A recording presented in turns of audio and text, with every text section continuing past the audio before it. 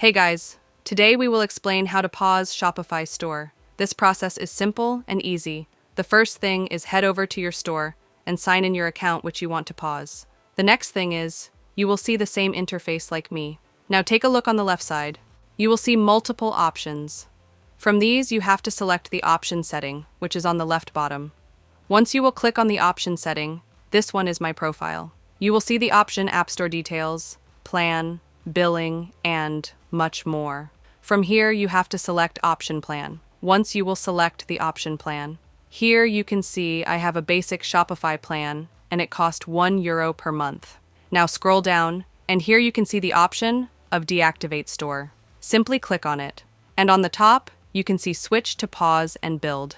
In order to pause, I need to click on this option. Once I will click on this option here, you can see switching plans means you will lose access to some functionality.